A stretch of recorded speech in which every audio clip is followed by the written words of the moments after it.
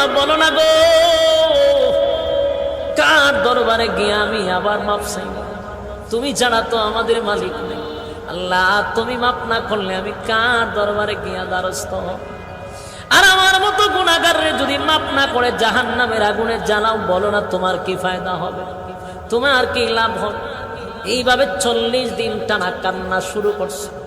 কানতে কানতে কানতে চোখ দিয়া পানি পড়ে না, এখন রক্ত পড়ে।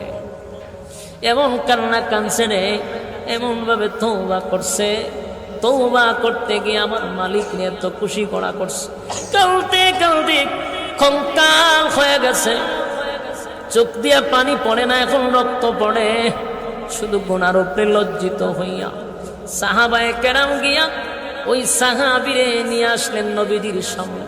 নবীজি তাকায়া দেখে সাহাবী চোখ দিয়া রক্ত পড়ে, শরীরটা যেন কঙ্কাল হয়ে গেছে। আল্লাহর নবী তাকায়া দেখে যেই মাত্র সাহাবী নবীর সামনে হাজির, শরীরটা তো অর্ধেক কঙ্কাল হয়ে গেল, চোখ দিয়া রক্ত পড়তেছিল, আর শরীরে শক্তি নাই, কথাও বলতে পারে না। এমত অবস্থায় নবী তাকায়া দেখে তার পাশেই মালাকুল মউত আজরাইল দাঁড়ায় আছে। কি বুঝলেন?